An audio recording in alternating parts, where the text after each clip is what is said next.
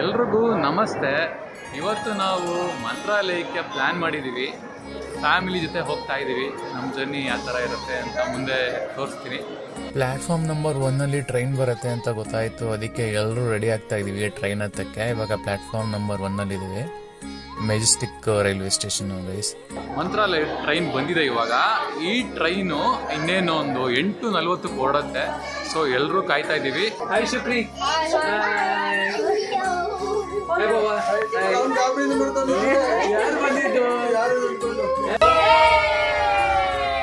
Time ಈಗ ಬೆಳಗ್ಗಿನ ಜಾವ 4 ಗಂಟೆ ಆಗಿದೆ. ಜಸ್ಟ್ ನಾವು ಮಂತ್ರಾಲಯದ ರೈಲ್ವೆ ಸ್ಟೇಷನ್ ರೀಚ್ ಆಗಿದ್ದೀವಿ. ರೈಲ್ವೆ ಸ್ಟೇಷನ್ ಇಂದ ಮಂತ್ರಾಲಯಕ್ಕೆ ಇವಾಗ ಹೊರಟಿದ್ವಿ ಗಾಡಿ ಬುಕ್ ಮಾಡಿಕೊಂಡು. ಸೊ ಅರೌಂಡ್ 15 to 16 ಕಿಲೋಮೀಟರ್ಸ್ ಆಗುತ್ತೆ. ಅರ್ಧ ಗಂಟೆ ಟ್ರಾವೆಲ್. ಹೋಗ್ತಾ ಇದ್ದೀವಿ ಮಂತ್ರಾಲಯ ದೇವಸ್ಥಾನಕ್ಕೆ. ಫೈನಲಿ ಮಂತ್ರಾಲಯಕ್ಕೆ ರೀಚ್ ಆಗಿದ್ದೀವಿ. ಇವಾಗ ಟೈಮ್ ಬಂದು 5 ಗಂಟೆ ಆಗಿದೆ. ಸೊ ಸುಪ್ರಭಾತ ಸ್ಟಾರ್ಟ್ ಆಯಿತು. ಸೊ ಲಗೇಜ್ ಎಲ್ಲ ತಗೊಂಡು ರೂಮ್ ಬುಕ್ ಮಾಡಿದ್ದಾರೆ. ಹೋಗ್ತಾ ಇದ್ದೀವಿ ನೋಡಿ.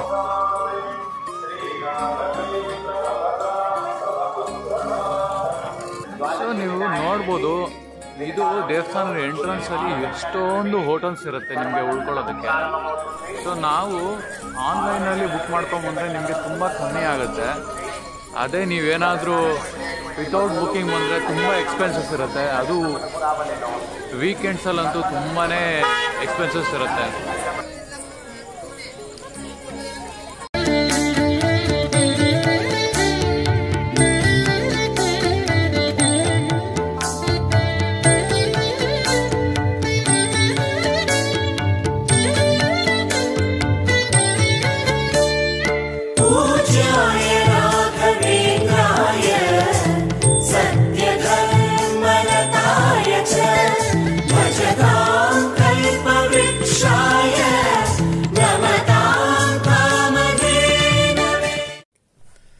ಬೆಳಿಗ್ಗೆ ರಾಯರ ದರ್ಶನ ಆಯಿತು. ದರ್ಶನ ಆದಮೇಲೆ ತಿಂಡಿ ತಿನ್ಕೊಂಡು ಲೋಕಲ್ ಟ್ರಿಪ್ ಪ್ಲ್ಯಾನ್ ಮಾಡಿದ್ವಿ. ರೈಲ್ವೆ ಸ್ಟೇಷನ್ನಿಂದ ಮಂತ್ರಾಲಯಕ್ಕೆ ಯಾವ ವೆಹಿಕಲಲ್ಲಿ ಬಂದ್ವೋ ಆ ವೆಹಿಕಲ್ ಅವ್ರಿಗೇನೆ ನಾವು ಲೋಕಲ್ ಟ್ರಿಪ್ಪಿಗೂ ಇನ್ಫಾರ್ಮ್ ಮಾಡಿದ್ವಿ. ವೆಹಿಕಲ್ ಅವ್ರು ನಾವು 9:30 ಬರೋಕ್ಕೆ ಹೇಳಿದ್ವಿ. ಕರೆಕ್ಟ್ ಟೈಮಿಗೆ ಬಂದರು ಅವ್ರು ಬೆಳಗ್ಗೆ. ಸೊ ನಾವು ಹೊರಟ ಮೇಲೆ ಫಸ್ಟು ಹೋಗಿದ್ದು ಅಭಯ ಆಂಜನೇಯ ಸ್ವಾಮಿ ದೇವಸ್ಥಾನ. ಅದು ಮಂತ್ರಾಲಯದಿಂದ ಒಂದು 5-10 ಮಿನಿಟ್ಸ್ ಅಷ್ಟೇ ಇದೆ ಫ್ರೆಂಡ್ಸ್, ಅಭಯ ಆಂಜನೇಯ ಸ್ವಾಮಿ ದೇವಸ್ಥಾನ. ಈ ಟೆಂಪಲ್ ಲೊಕೇಟ್ ಆಗಿರೋದು ಮಂತ್ರಾಲಯ ರಾಯಚೂರು ಮೇನ್ ರೋಡಲ್ಲಿ. ಸೊ ಎಕ್ಸಾಕ್ಟ್ಲಿ ಮಂತ್ರಾಲಯ ಆರ್ಚ್ ಬರುತ್ತಲ್ಲ, ವೆಲ್ಕಮ್ ಆರ್ಚ್, ಅದ್ರ ಪಕ್ಕನೇ ಈ ದೇವಸ್ಥಾನ ಬರೋದು. ಈ ದೇವಸ್ಥಾನದ ಪಕ್ಕನೇ ಮಂತ್ರಾಲಯದ ಗೋಶಾಲೆನೂ ಇರೋದು. ಸೊ ನೋಡ್ಬೋದು ಎಷ್ಟೊಂದು ಹಸುಗಳಿದೆ ಇಲ್ಲಿ.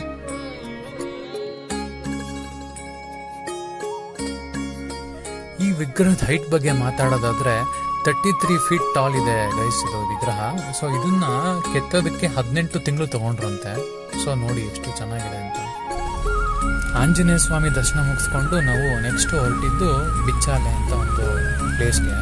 ಸೊ ಇದು ಬಂದು ಮಂತ್ರಾಲಯದಿಂದ 20 ಕಿಲೋಮೀಟರ್ಸ್ ಆಗುತ್ತೆ ಗೈಸ್. ಬಿಚ್ಚಾಲೆ ಲೊಕೇಶನ್ ಇರೋದು ಬಂದು ರಾಯಚೂರಲ್ಲಿ, ಮಂತ್ರಾಲಯ ಇರೋದು ಬಂದ್ಬಿಟ್ಟು ಆಂಧ್ರ ಪ್ರದೇಶಲ್ಲಿ. ಸೊ ಇವಾಗ ನೋಡಿ ನಾವು ಆಂಧ್ರ ಪ್ರದೇಶದಿಂದ ಕರ್ನಾಟಕಕ್ಕೆ ಹೋಗ್ತಾ ಇದ್ದೀವಿ.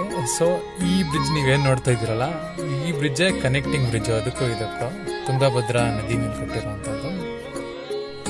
ಬಿಚ್ಚಾಲೆ ನಾವೇನೇನು ನೋಡ್ಬೋದು ಅಂದರೆ, ಒಂದು ತುಂಗಭದ್ರಾ ನದಿ, ಯಾಕೆಂದರೆ ನದಿ ತೀರದಲ್ಲೇ ಬಿಚ್ಚಾಲೆ ಲೊಕೇಟ್ ಆಗಿರೋದು, ಹಾಗಾಗಿ ಅದನ್ನು ನೋಡ್ಬೋದು. ಸೊ ಇನ್ನೊಂದು ರಾಘವೇಂದ್ರ ಸ್ವಾಮಿಗಳ ಏಕಶಿಲಾ ಬೃಂದಾವನ. ಸೊ ಅದೊಂದು. ಆಮೇಲೆ ಅಲ್ಲಿ ರಾಘವೇಂದ್ರ ಸ್ವಾಮಿಗೆ ಅಡುಗೆ ಮಾಡೋದಕ್ಕೆ ಯೂಸ್ ಮಾಡ್ತಾ ಇರೋಂಥ ಒರಳು ಕಲ್ಲು ಇದೆ ಅಲ್ಲಿ, ಅದನ್ನು ನಾವು ನೋಡ್ಬೋದು. ಆಮೇಲೆ ಅಪ್ಪಣ್ಣಾಚಾರ್ಯರ ಮನೆ. ಅಪ್ಪಣ್ಣಾಚಾರ್ಯರು ಯಾರು ಅಂದರೆ ಅವರು ರಾಯರ ಶಿಷ್ಯರು. ಬಿಚ್ಚಾಲೆ ಹಿಸ್ಟ್ರಿ ಬಗ್ಗೆ ಮಾತಾಡೋದಾದ್ರೆ, ಮೊದಲು ಬಿಚ್ಚಾಲೆನ ಭಿಕ್ಷಾಲಯ ಅಂತ ಕರಿತಾ ಇದ್ರಂತೆ. ಯಾಕಂದ್ರೆ ಅವಾಗಿನ ಕಾಲದಲ್ಲಿ ಇವರು ನಮ್ಮ ಅಪ್ಪಣ್ಣಾಚಾರ್ಯ ಇದ್ರಲ್ಲ, ಆ ಟೈಮಲ್ಲಿ ಅಲ್ಲೊಂದು ಗುರುಕುಲ ಇತ್ತು. ಗುರುಕುಲದಲ್ಲಿ ಮಕ್ಕಳು ಪಾಠ ಆದ್ಮೇಲೆ ಮನೆ ಮನೆಗೂ ಹೋಗಿ ಭಿಕ್ಷೆ ಬಿಡ್ತಾ ಇದ್ರು. ಭವತಿ ಭಿಕ್ಷಾಂದೇಹಿ ಅಂತ ಹೇಳಿ ಒಂದು ಪದ್ಧತಿ ಇತ್ತು ಅವಾಗ. ಪಾಠ ನಂತರ ಭಿಕ್ಷೆ ಬೇಡುವಂತ ಪದ್ಧತಿ. ಭಿಕ್ಷೆ ಬೇಡಿ ತಂದಂತ ಅಕ್ಕಿ ಬೇಳೆನ ಅಲ್ಲೇ ಇದ್ದಂತ ಒಂದು ಅರಳಿ ಮರದ ಕೊಂಬೆಗೆ ಕಟ್ಬಿಟ್ಟು ದೇವ್ರ ಸ್ಮರಣೆ ಮಾಡಿಕೊಂಡು ತೀರ್ಥನ್ ಪ್ರೋಕ್ಷಣೆ ಮಾಡಿದ ತಕ್ಷಣ ಹಕ್ಕಿ ಹೋಗಿ ಅನ್ನಕ್ಕೆ ಕನ್ವರ್ಟ್ ಆಗ್ತಾ ಇತ್ತಂತೆ. ಹಾಗಾಗಿ ಈ ಜಾಗಕ್ಕೆ ಬಿಚ್ಚಾಲೆ ಅಂತ ಹೆಸರು ಬಂದಿದೆ. ಸೊ ನೀವು ಇವಾಗ ಏನ್ ನೋಡ್ತಾ ಇದ್ದೀರಲ್ಲ, ಇದು ಅಪ್ಪಣ್ಣಾಚಾರ್ಯರ ಮನೆ. ಇವರು ರಾಘವೇಂದ್ರ ಸ್ವಾಮಿಗಳ ಪರಮ ಶಿಷ್ಯರು. ನಾವೆಲ್ಲರೂ ಹೇಳ್ತೀವಲ್ವಾ, ಪೂಜ್ಯಾಯ ರಾಘವೇಂದ್ರಾಯ ಸತ್ಯ ಧರ್ಮರ್ಥಾಯ ಚ ಭಜತಾಂ ಕಲ್ಪವೃಕ್ಷಾಯ ನಮತಾಂ ಕಾಮಧೇನುವೆ. ಈ ಮಂತ್ರನ ಇವರೇ ಕೊಟ್ಟಿದ್ದು ನಮಗೆ. ಬನ್ನಿ ಮನೆ ಒಳಗಡೆ ಹೋಗೋಣ. ಇಲ್ಲಿ ನಾವು ರಾಯರ ಹಿಸ್ಟ್ರಿನ ಫೋಟೋ ರೂಪದಲ್ಲಿ ಇಲ್ಲಿ ನಾವು ನೋಡ್ಬೋದು. ಕಂಪ್ಲೀಟ್ ಆಗಿ ಏನೇನು ನಡೆದಿದೆಯಲ್ಲ ಅವ್ರ ಜೀವನದಲ್ಲಿ ಅದನ್ನ ಫೋಟೋ ರೂಪದಲ್ಲಿ ಈ ಮನೇಲಿ ಹಾಕಿದ್ದಾರೆ. ಸೊ ನೀವು ಇವಾಗ ಏನ್ ನೋಡ್ತಾ ಇದ್ದೀರಲ್ಲ, ಇಲ್ಲೇ ರಾಘವೇಂದ್ರ ಸ್ವಾಮಿಗಳು ವಿಶ್ರಾಂತಿ ತಗೊಂತಾ ಇದ್ದಂತ ಜಾಗ. ರಾಯರ ಒರಿಜಿನಲ್ ಫೋಟೋಸ್ ನೀವೇನಾದ್ರು ತಗೋಬೇಕು ಅಂದ್ರೆ ಇಲ್ಲಿ ಸಿಗತ್ತೆ, ತಗೋಬಹುದು ನೀವು. ಸೊ ಇವಾಗ ನಾವೇನ್ ನೋಡ್ತಾ ಇದ್ದೀವಲ್ಲ ಒಳಗಡೆ, ಈ ಜಾಗದಲ್ಲೇನೆ ರಾಘವೇಂದ್ರ ಸ್ವಾಮಿಗಳು ಪೂಜೆ ಮಾಡ್ತಾ ಇದ್ದಿತ್ತು.